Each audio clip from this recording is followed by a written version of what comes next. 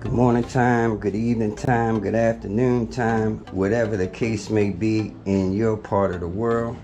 It's crisscrossing wires, and today I want to just talk real quick about what I would call some tech that I'm going to be using in my EV. And it's not no new tech, because battery technology has been out forever and ever, and the way you hook batteries together, series and parallel configurations, is something that's been known forever as far as the electronics goes. However, there aren't many people doing that in the EV world, so I want to be one of the first that brings that type of like I say, I'm still calling it tech, that type of tech to the EV world. And once again, this is not for everyone, because dealing with batteries is a serious thing. If you have no knowledge or skills at all about batteries, this is definitely not something you should try. And I'm not going to go over any battery stuff right now, but just basically what I'm talking about. And if you've been with me for a while, from back in the Frank days, you know my first e-bike Frank. My battery system on Frank that I modified was a combination of different batteries in series and parallel to add up to 72 volts. You know, when I first started out with Frank, that was my first bike, my first modded bike and everything. And as I told you, I don't have years of experience in e-bikes, but I have decades of experience in the electronics field. So no, I don't need years of experience in e-bike world to know what to do when it comes to e-bikes. You know, electronics is electronics. I don't care if it's e-bikes, ham radio, computers, whatever. It's all the same to me. But anyway, yeah, that being said, Frank had a 70 volt system in it. Not 72, but 70 volt. And that consisted of two 52 volt, 25 amp hour batteries that was in parallel. So that's still 52 volts, but being 225 amp hours in parallel made that a 50 amp hour pack.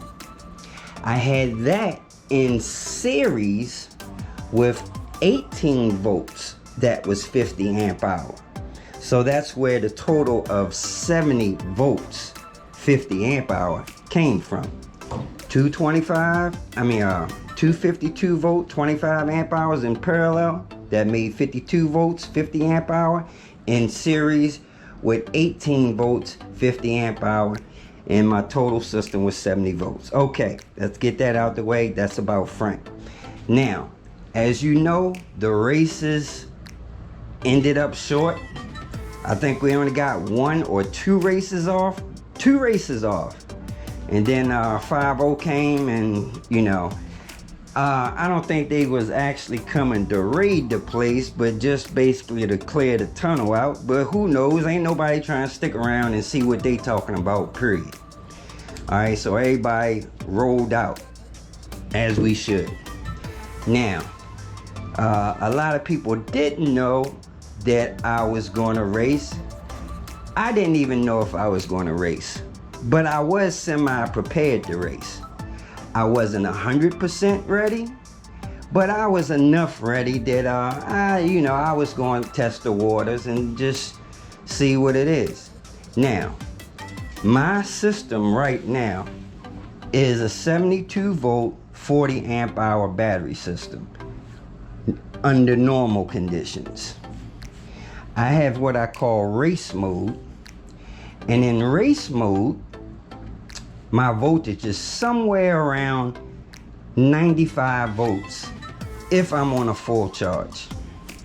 The reason why it's 95 volts is because of my normal 72 volt pack being fully charged. You know that's 84 volts. Okay. Now, I've also, using that same series parallel combination theory, am running 2 of these, which these are 2 extra. Well, they ain't going to be extra in a while, but I have 2 of these in my bike. What these are lipo packs.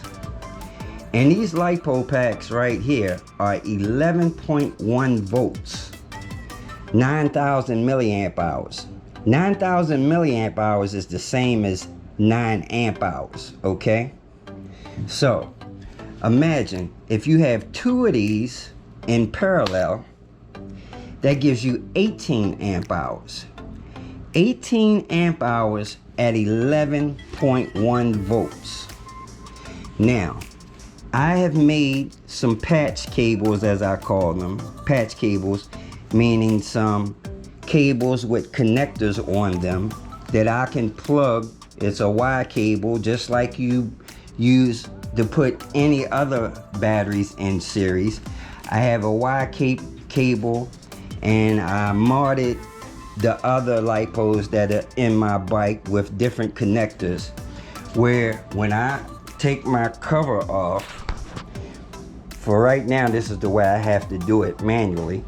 When I take my cover off, I have an adapter with the connectors that I can plug in and put my 72 volt in series with these 11.1 volt lipo packs. Now, like I said, fully charged, you know that's 84 volts. So when I put this 11.1 volts in series with that, that gives me 95 volts. That's if I'm at full charge, okay?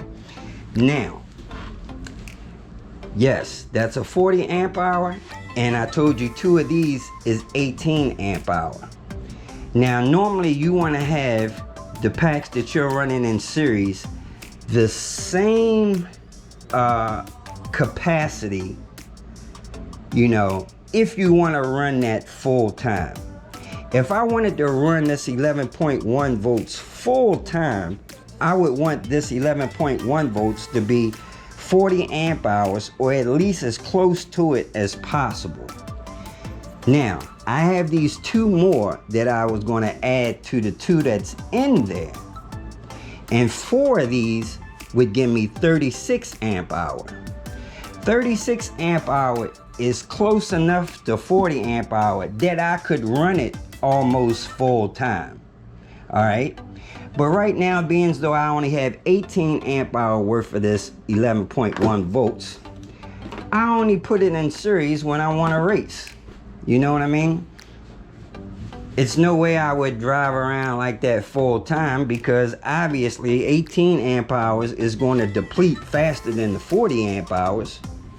But if I'm going to race, which is only 30 seconds or a minute or whatever, you know, I can throw them in line, and actually 18 amp hours get me way more than a race.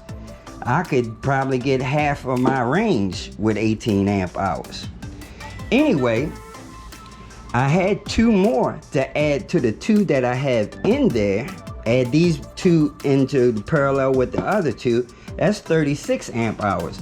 Once I add these 2 on to those, I could pretty much run that 11.1 volts in series full time. That's close enough to my 40 amp hour way it really ain't gonna make that much of a difference. You know, yeah, maybe these might go dead 5 miles before the rest of my pack, you know. But yeah. Now I could, instead of running 4 in parallel, I could run 5 of these in parallel, and 5 of these is 45 amp hour, which would give me a larger capacity than my lithium pack, which would be better, you know, for this to have more capacity. So maybe I'll do 5 in the future. But actually, my plans for the future is to run 8 of these packs. 8 of these packs will give me 22 volts because I'm gonna run 4 in parallel, which is 11.1 volts, in series with another 4 in parallel, another 11.1 volts. That's going to give me 22 volts, and I'm going to put that 22 volts in series with my 72 volt, and then I'll be up around 106 volts in that range, okay? 106 volts. I can't do that right now because I'm still on the Sabvaton. However, the controller that I'm switching over to is capable of 128 volts. So when I switch over to that controller, yes, I will be running 108 volts. Not only that, and I'm saying all this now because unfortunately, I told this to a few people that, I don't know, I probably shouldn't have told. And maybe even one of them may even try to take credit for this. So before they try to take credit for something I was gonna do, I'm putting it out there. Cause I don't care. You know, like I said, my channel is to share my knowledge, or not even knowledge, tips and tricks with everybody else, and, you know, even show them how to do it. And the best part about the way I'm going to do my system in the future is I won't have to open this up and hook them up manually. I ordered a 300 amp relay. A 300 amp relay that I can use to toggle. When I hook that 300 amp relay up, I can have a switch on my handlebars that I can toggle from between 72 volts and 95 volts, or 72 volts and 106 volts. But let's just say the 106 volts, because when it's all said and done, when I'm finished, I'm gonna have 106 volts.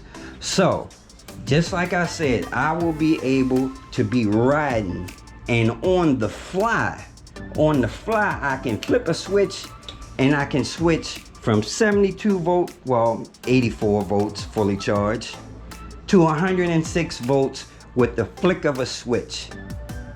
And yes, you can do that as long as you have a large enough relay. Well, like I told you guys before, a relay is nothing more than an electronic switch. And I have some relays right here, but these aren't 300 amp relays. These are only 40 amp relays. These relays right here can only handle 40 amps. Now, could you wire up a couple of these in parallel? Yeah, you could, but it'd be messy as shit. But yeah, I could put 2 of these in parallel. That'd be 80 amps worth of switch. 3 of them, that'd be 120. 4 of them, that'd be 160. You know, that'd be hella relays. Anyway, I ordered this one big ass relay, super heavy duty relay that can switch 300 amps. And yeah, I know there's going to be some naysayers, as always, trying to tell me what you can and can't do. But trust me, man, I listen. Don't just watch me. Just watch what I do, cause I'm gonna do it. Ain't no doubt about it. That relay should be at my house when I get back. And as soon as I finish with that bomber bike build, I'm going to show you guys how I'm going to wire up these 4 lipo packs to switch my voltage on the fly. No doubt about it. So yeah, that's that. I just wanted to get it out there. Like I said, before somebody else try to take credit for it. You know, people do that. I told some people about controllers and stuff. Next thing I know, they got it. So hey, you know that it is what it is. This is the business that we're in. And unfortunately, I ain't really trying to keep no secrets. Of course, when we go to a race, I like to have as much, you know, up my sleeve as possible. I want to win like everybody else. But after the race, I was going to tell everybody, hey, this is what it is. I was going to be on 96 votes. And yeah, when I did my field test before I left home, and that was just with 2 of these packs in parallel, I was running 73 miles an hour. At least that's what I ran out of my little runway at, but I don't think it was going much over that. But that was with 2. That was with 2 in parallel. And yeah, there was a little bit of sag. So by the time I put those other 2 in parallel and have that 36 amp hour, more capacity, maybe the sag won't be as bad. You know, it dropped back like 2 volts. Maybe the volts will hold a little more solid, and I probably can squeeze another mile or 2 or 3 mile per hour more out of that. Who knows? But yeah, at the amps that I'm running right now, like I said, I got an unlocked Sabvaton. My 72150 is unlocked, so I have it set at 220 amps and 480 phase amps right now. And man, I thought I was going to be able to share that unlocking software, but the guy that sent me that software encrypted it, so I can't even share that software. However, it's on my computer, so I can flash other people's controllers using my computer. But I'm sure everybody can get that software. It's not like it's something that can't be acquired, but I do have it. But yeah, 220 amps at 95 volts. I was cruising 73 miles an hour, and I was getting there really fast. I didn't even get a chance to use the drag race amp to see what my 0 to 60 was, but I'm pretty sure it was man, somewhere around 5 seconds or under. Probably under, because I think I was already at like I don't know, I can't remember. But anyway, let's just say it was pretty good for sure. But anyway, y'all, just want to share that. And you know, like I said, this is an Onyx battery, which is 23 amp hour. So you know, you probably only need 2 of these. I would do 3. 3 is 27 amp hours. 3 of these is 27 amp hours, and a stock Onyx battery, the normal one, is 23 amp hours. So you could have 3 of these packs in series with this Onyx battery, and you could run that full time. And yeah, you have a 95 volt system for sure. And by the way, if anybody need an Onyx battery, holla at me, because I got this one right here, ain't doing nothing. Although I can got plenty more uses for it when I get home, but just in case somebody up here needs one, holla at me. That's it. So maybe next time I'll get the race. But next time, if there's a race, by the time I come back next time, I'm gonna be on 105 volts. So yeah, you already know. That's how I'm getting down. All right, y'all, take it easy, take care, deuces. We are OUT up out.